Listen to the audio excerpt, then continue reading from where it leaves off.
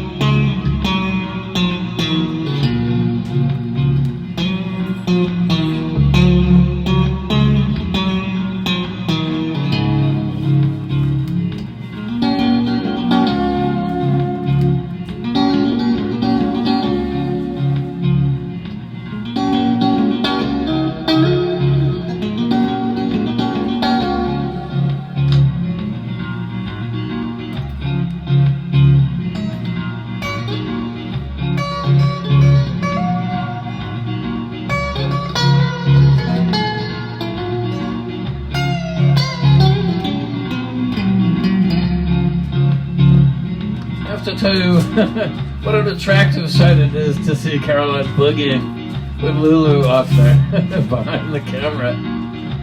She's in her full Idiot mode. No. She's they used to call them idiot dancers in the UK, I believe. I don't know. And I was getting Melody Maker, disco music, echo, airmail in my Anglophilic days. They describe these kind of dancers on TV, like Pan's people, as idiot dancers. So she's well schooled, but she won't do it for the camera, folks. I'm so sorry, because you're missing quite a treat there. Yeah.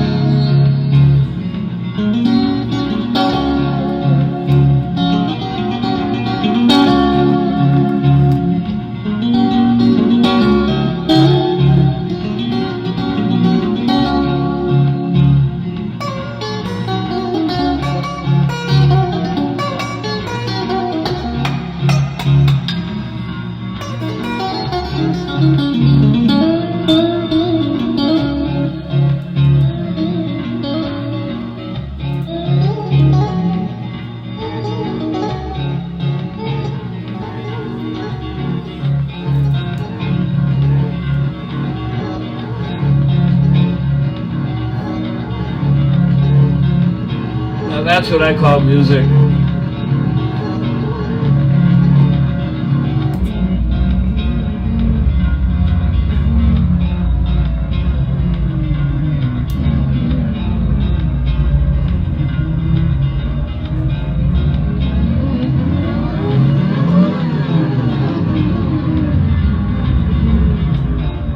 Carolina's walking off into the wild blue out here with Lulu. It's our dog run. A little traveling music.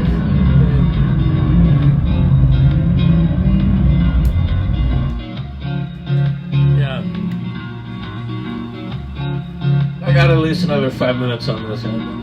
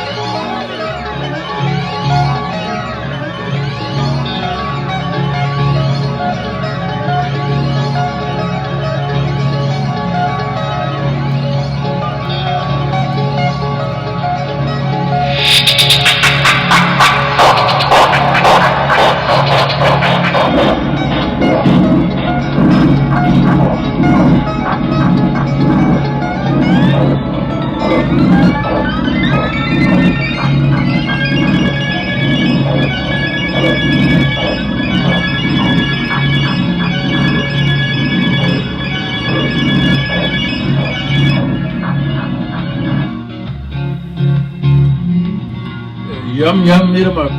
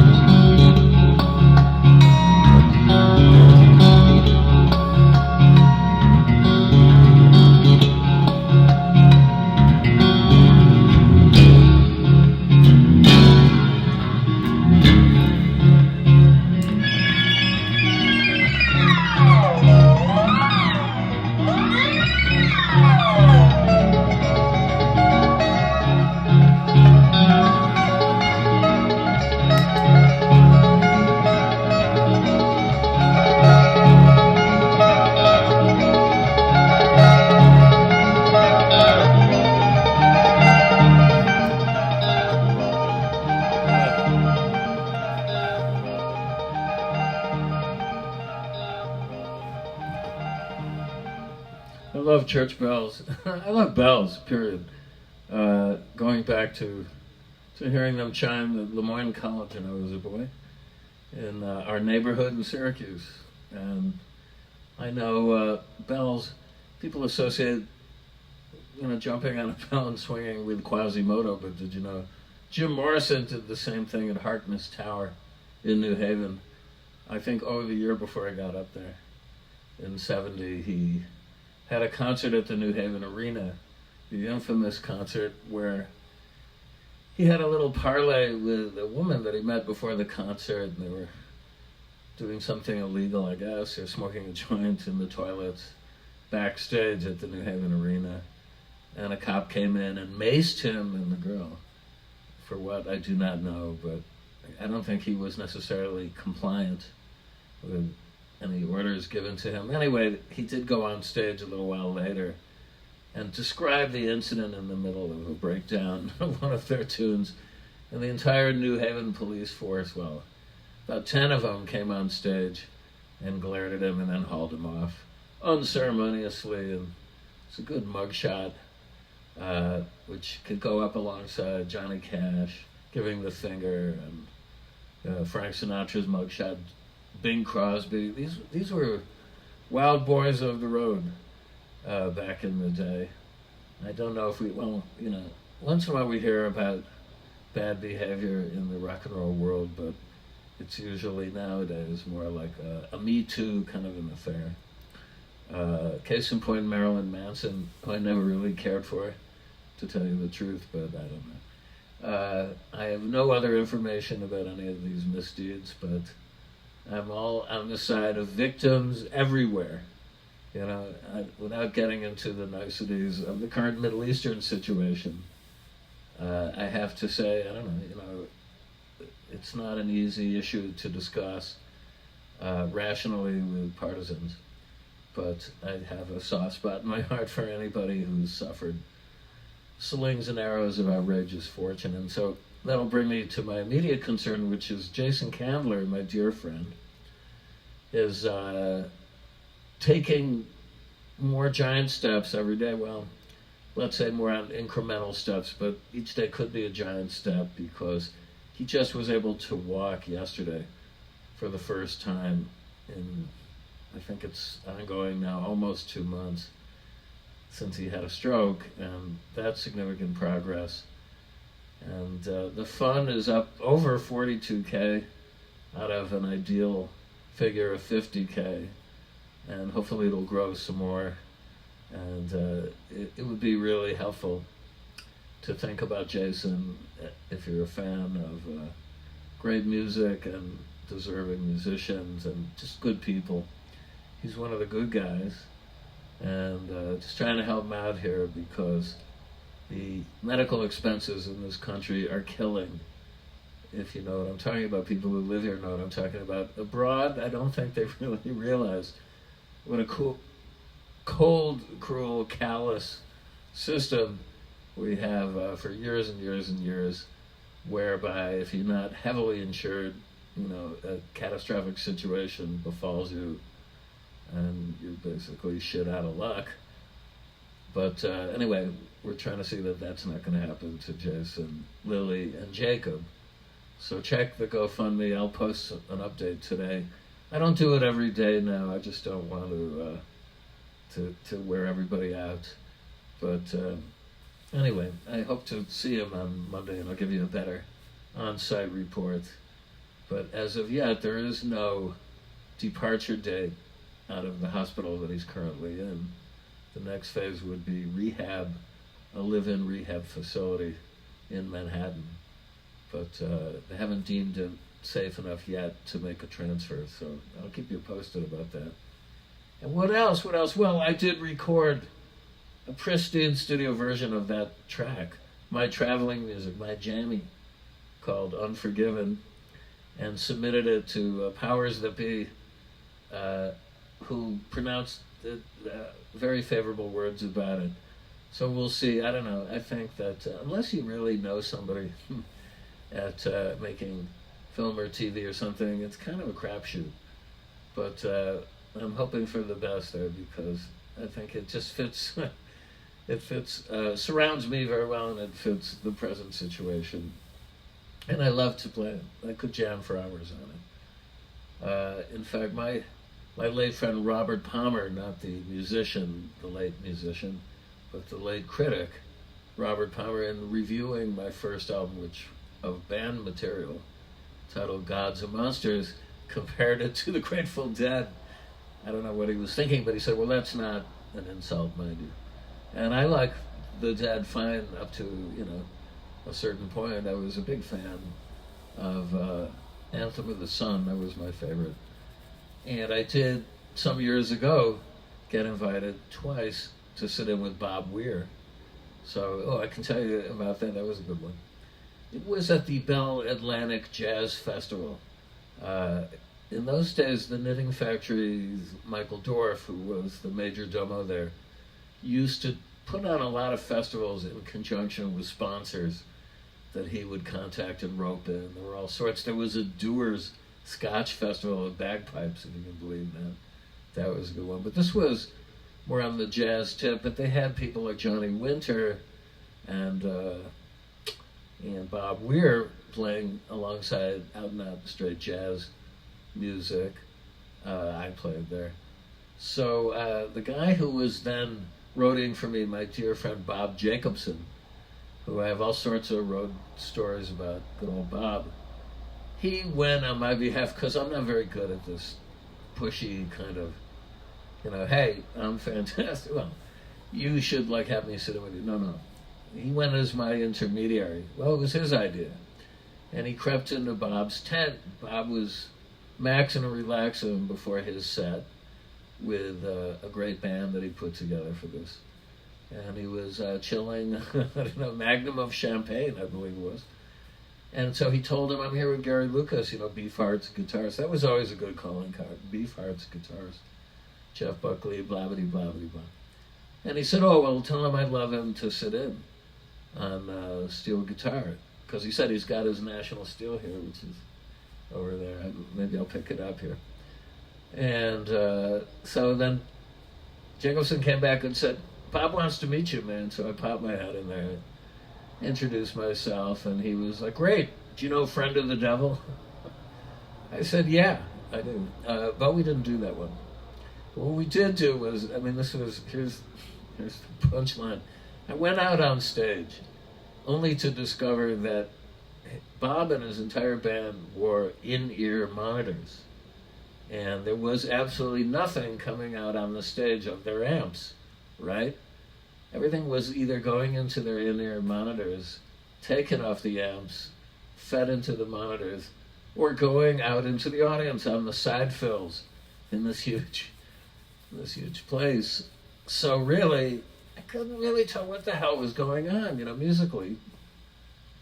I couldn't even figure out what key it was in at first. They just started bam, bam, and I was like leaning over off of my seat where I was set up to play the guitar to try and catch a key or something, to hang some slide parts on there. Very difficult, very difficult. It was really astonishing that I wasn't furnished with an in-ear monitor, needless to say. But I soldiered through it. I don't recall the song.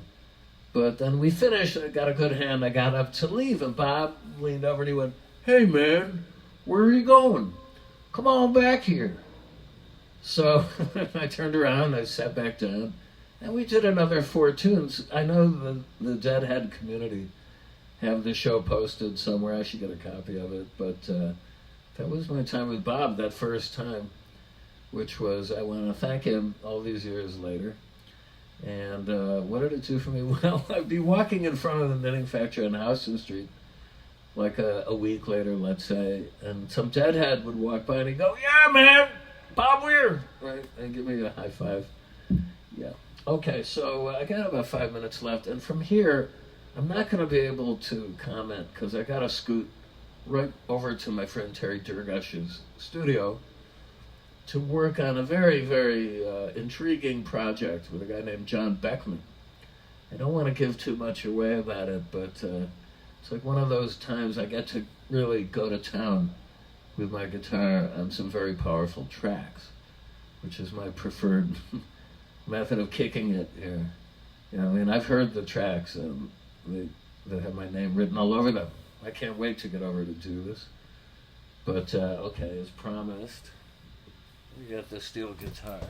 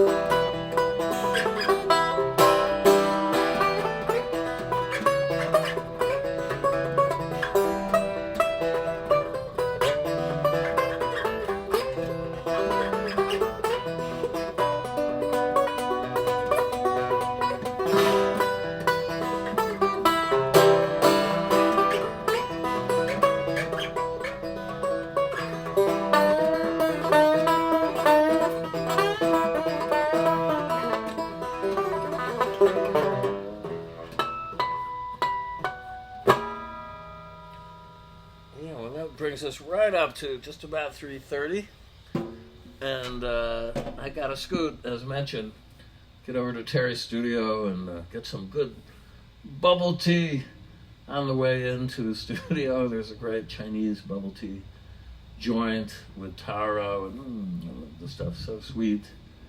And that's it for today. And thanks everybody for tuning in. And more and more stories, more tales of the unknown, of the known. And thanks everybody. Love you guys. And I'll see you on Tuesday at 3.